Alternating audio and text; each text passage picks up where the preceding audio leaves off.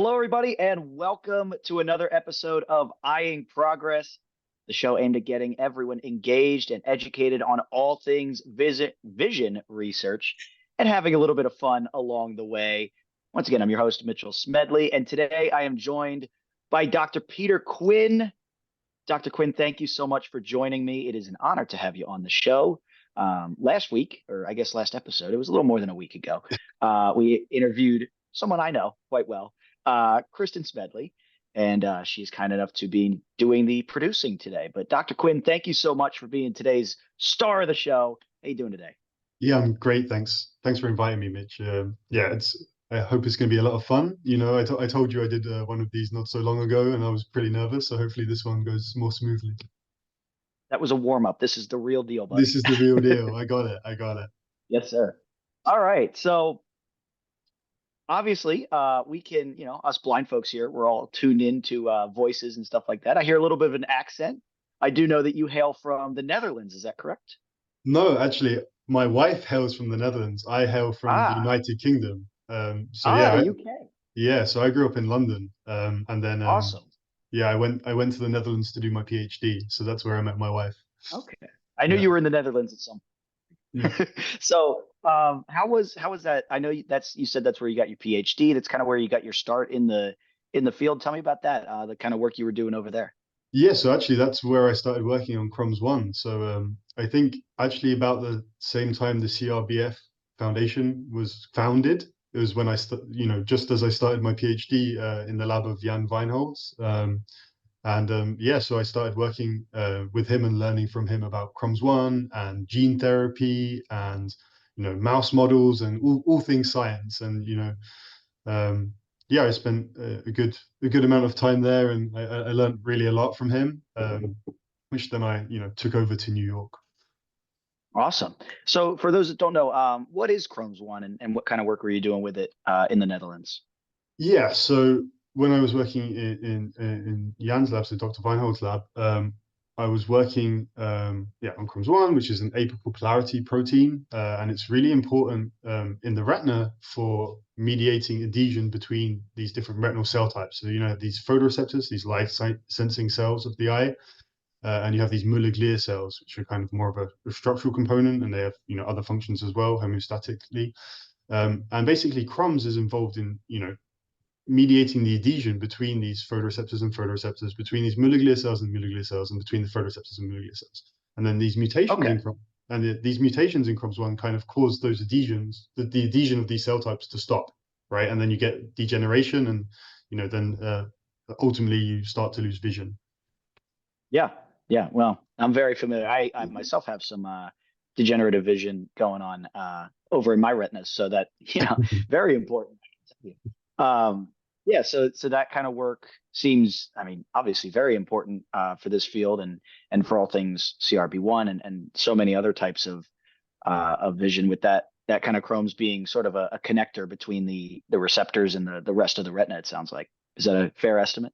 Yeah, exactly like that. It's basically just this kind of like glue, like holding together these different cell types. And when that stops happening well, then the retina starts breaking down. Gotcha. Awesome. So you were doing that over in the Netherlands, like you mentioned, and then you eventually, like you said, came to New York. So what inspired sort of that trip across the pond? Yeah, so I guess my time in the Netherlands, I was working on animal models, and Jan's lab pioneered doing gene therapy for CROMS1, inherited retinal diseases, and I also started making these like organoids in Jan's lab, these kind of mini retinas in a dish. So instead of working on these mouse models that don't always recapitulate, mimic the human condition so well, we decided to start making these mini retinas in a dish from patient stem cells. And then I wanted to like take that kind of technology, but then start applying a new technology instead of gene augmentation, which is this kind of you probably know it well from Luxturna. So Yes.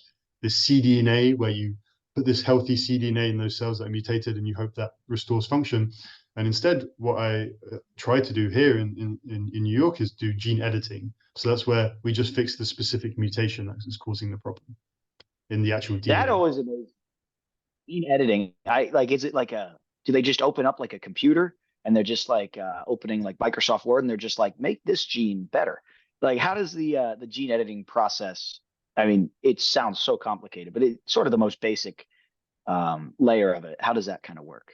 I think you like you hit it pretty well. Like there's different iterations of editing, but like the most recent type has kind of been likened to a word processor, where you have this kind of search and replace function where you can like swap different DNA Wow, letters for other DNA letters, right? So I guess like the first iteration was kind of considered like this pair of scissors that causes just cuts in your DNA. But then we couldn't repair those cuts in a very precise way sometimes. And then there was this new type of DNA gene editing called base editing, which was more likened to like a pencil. So you can like replace one DNA letter for another.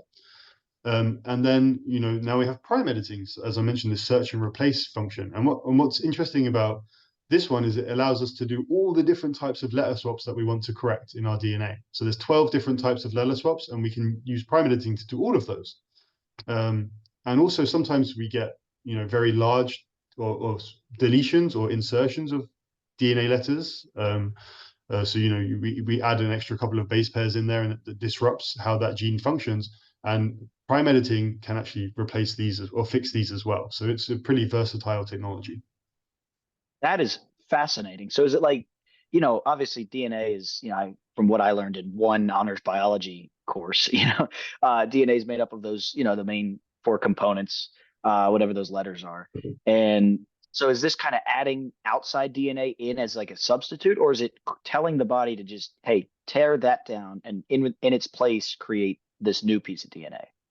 Yeah, so it's basically replacing the DNA that's there. So it's like using this Cas protein. So this Cas protein has been commandeered from a virus defense system, actually, a bacterial defense system against viruses, actually. Hmm. So this bacterial defense system basically what it does is cull up invading viral DNA, and then we can commandeer this to then replace parts of our DNA in human cells. So it's basically this kind of Wow. cut and paste thing. That's all. So we already have a piece of our DNA whose job it is to go cover up other pieces of DNA. That's fascinating. That's Yeah, yeah, I yeah. never imagined that. That's so cool. Um, Obviously that sounds awesome and really, I mean, impactful. You mentioned it's a whole new generation of gene editing. How does that compare to something like maybe the most well-known gene editing technique I've heard of is CRISPR? How does that is that similar? Is that totally different? Am I way off with that, or are they No, related? no, no. You're completely correct. So there's, these are just kind of like evolutions of the same technology, right? So, Gotcha. Yep. so let's just like track back to the whole DNA part, right? So we want to correct the DNA because DNA makes RNA and RNA makes protein, and protein is, what's required for us, our cells to function. So if we correct something at the DNA level, then we correct how it works at the protein level, right? So that's, just Yep. something good for the listeners to remember. And then, yeah, these CRISPR technologies you were talking about. The first one is like this molecular scissors I was talking about. So it kind of just cut pieces of DNA up, but it wasn't very precise. And then these newer iterations are basically just versions of the same thing. So the prime editing one, which is this kind of newest one, instead of causing double strand breaks, so cutting both strands of the DNA, it just cuts one. And this is really Hmm. important because it's safer, you know, Gotcha. because you don't Okay. want Yeah, like it keeps these. it more intact. Intact. Yeah.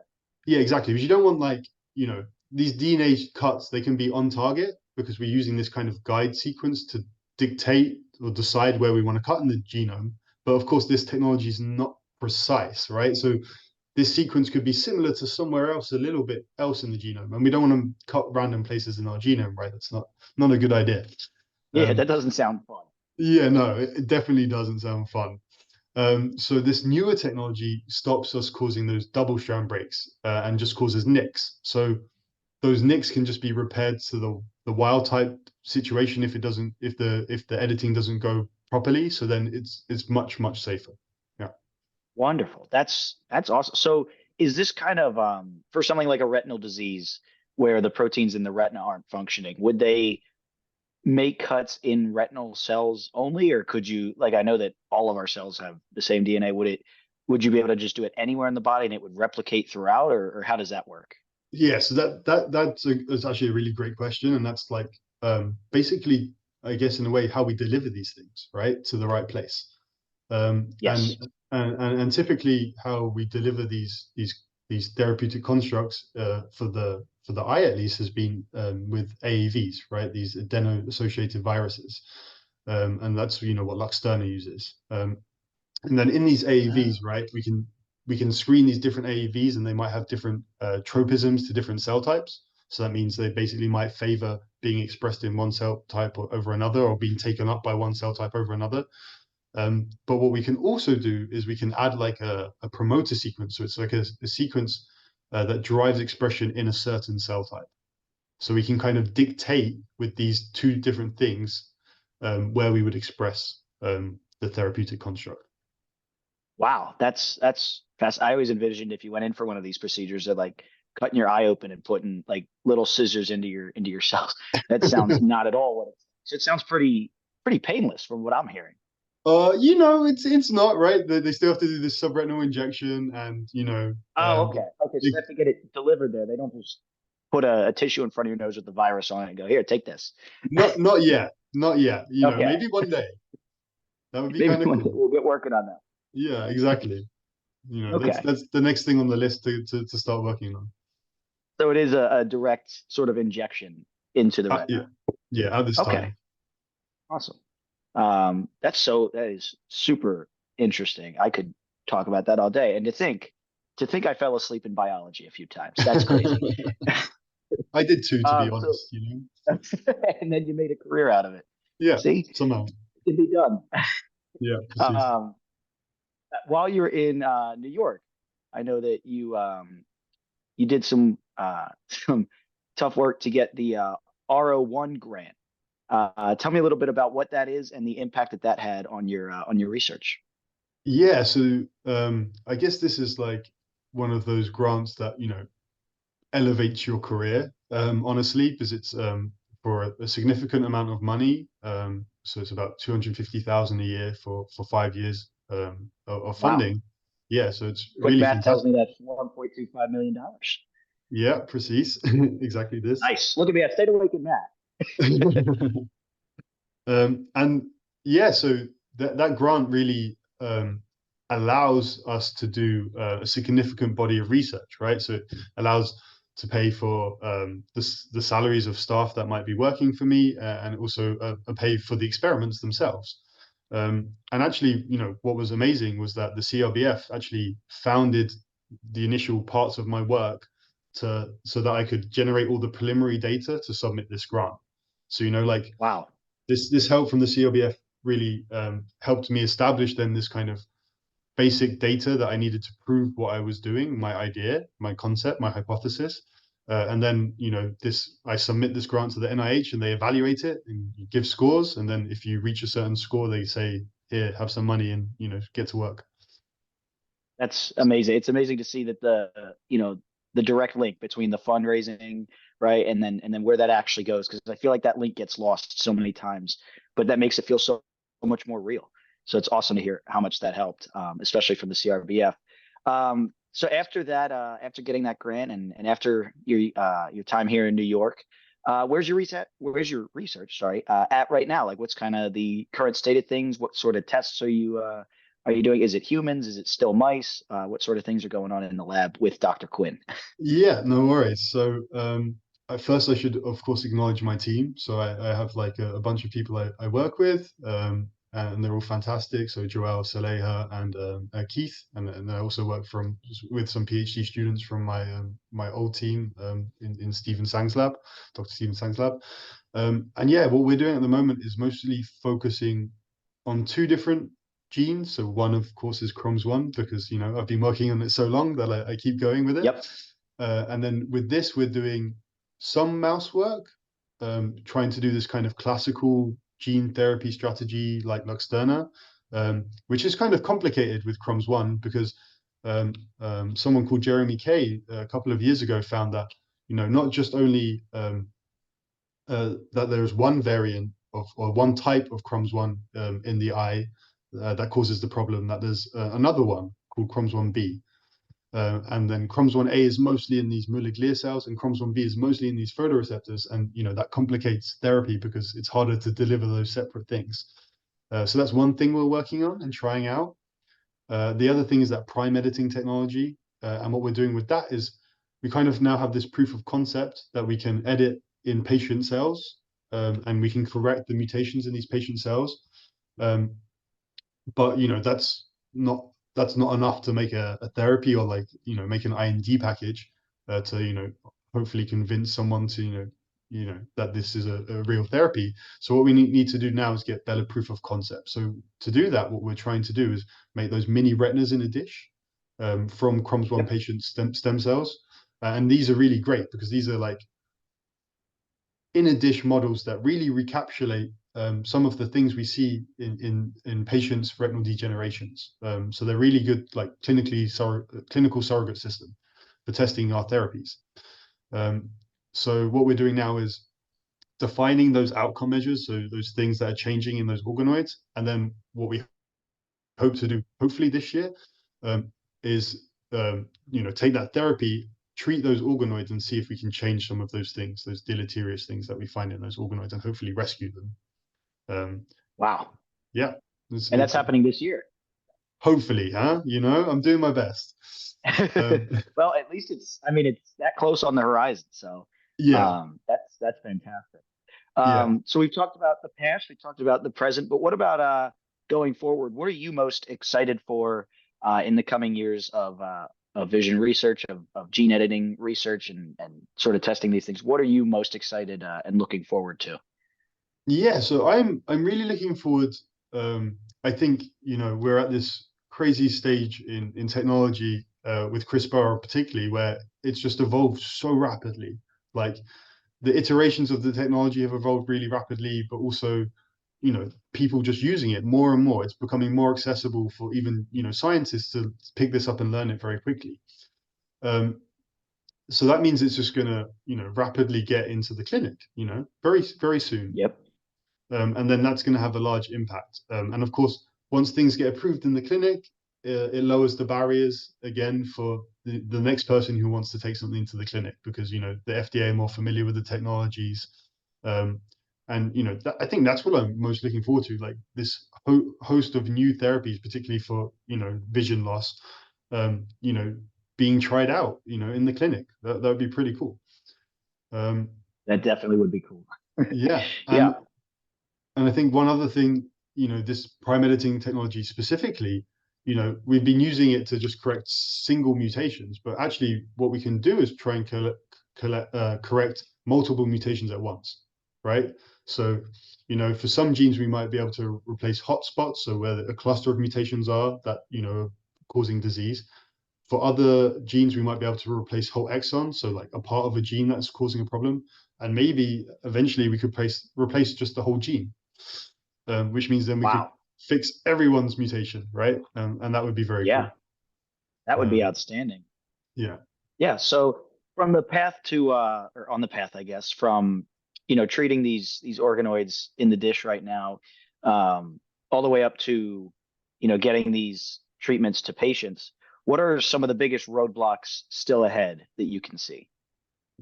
Yeah. So I guess the obvious and first one is we have to show that it works in the dish. It's nice to think that we optimize all the components and we do it, but we really need to see that it changes something. So hopefully, and there's what's really good, and again I'll use CROMS1 as my example, is that a lot of work by the lab of Jan Weinholz, my previous mentor, he showed that other type of approach, that gene augmentation approach, can correct some of these issues in these patient retinal organoids. So that's really fantastic because that also probably means that the gene editing approaches will also change these things, right? So it's good proof of concept.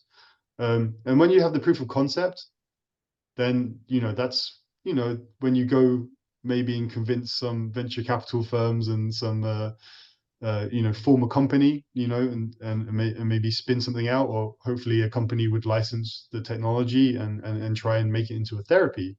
And that's always when you get into this thing called the valley of death, where you have this idea that has this approved concept, and then suddenly somehow you have to get from there to like getting it as a therapy, right?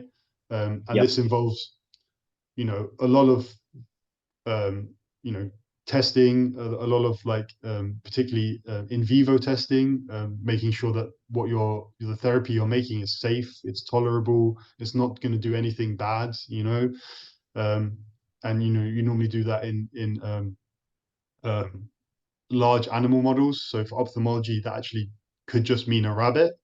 Um, because it's considered a large animal model. It might be a pig, it could be a non-human primate, and that's really for the safety part. And then Yep. after all of that is done, you can submit a package to the FDA, and then you see, what questions they have. Gotcha. Yeah, that was my next question is sort of between the organoids and the humans, if there's any other stages of testing. So it sounds like large animals comes before humans. Yeah, exactly this.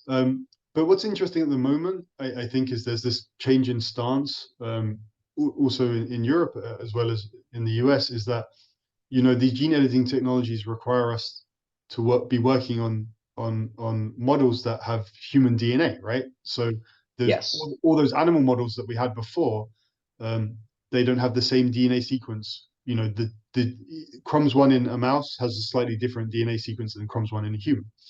So, we can design these sequences, but then they're not going to work in the mouse, right? So we either have to design like humanized mouse models, which, may be laborious and expensive, or these organoid models really have to become kind of a replacement system for that level of testing. And hopefully that's also something that's going to be changing vastly over the next few years, that becomes more acceptable. Really interesting because yeah, I've always heard people, just out on the street, not in the lab, like, all of us layman's people out here. It's always like, yeah, it gets tested on mice and then maybe some other animal and then humans. But yeah, that's really interesting that it isn't the same DNA sequence. So why would it be the line of testing? It makes totally more sense to test it on real human organs in a dish and then, go to human organs in a human. That Yeah, makes a lot of sense to me, at least. yeah. Common sense prevails eventually, but these things take time. Yeah, absolutely. Well, we're almost out of time, but I do know that you are making yet another move and you're coming to the best city in the country, Philadelphia. So tell me a little bit about that move, what you're going to be doing in Philly, and what you and your family are most excited to do in the city of brotherly love.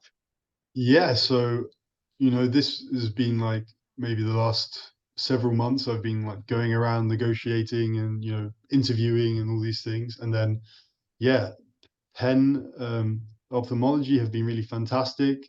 So the chair there, Benny Chang, and the research chair there, Josh Deneef, really painted a good vision of what I could achieve moving to Philadelphia. So then I was like, let's do this, and I convinced most of my team to move with me, which is kind of cool as That's well. awesome. Yep. So and there, it's just an expansion of what I'm doing now, right? So you know I get more funds. I can kind of expand into working on other genes, which I find important because all of these things that CROMS1 has helped me develop, all these skills, I can apply to other genes that affect vision. So, we're going to have a little bit of increasing in breadth, but also it allows me to work on these like newer versions of the technology because I will have slightly more funding. So then I'm, very passionate about that, and hopefully we can hire more people, and that would be cool. And then, yeah, I have a young family. I have a 2-year-old and a nearly 6-year-old tomorrow. In fact, he turns 6, Billy, and he's kind of interested in watching some Eagles games. So I, I I, I was think going to I think say, that's going to rather be the the win. first thing on the list, honestly. That's awesome. You can't see it with the nice background I have on the Zoom call, but there is a an Eagles banner directly behind me by about 10 feet. So he would Got you. he would be happy with that. So that's awesome. So you mentioned a lot of these sort of research practices and techniques that you've been developing that they can translate to other genes. Would that include a gene like CRB1? Would that include other genes like that?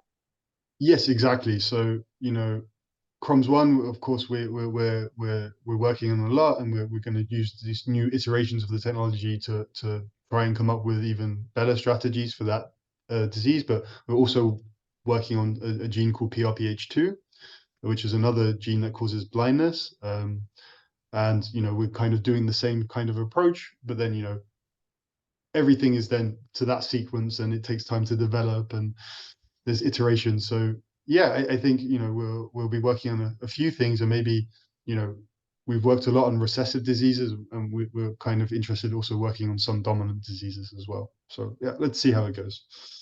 Yeah, awesome. Well, thank you so much, Dr. Quinn, for all your time today. And make sure to get out, and it's not football season quite yet, but hey, baseball season just got underway.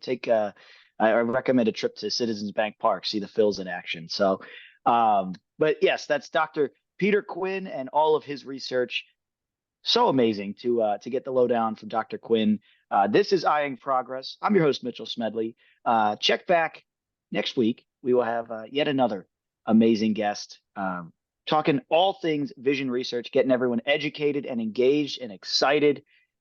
Things are popping off, as Dr. Quinn just illustrated. So thanks so much, everyone, for watching. I'm Mitchell Smedley. We'll see you next time.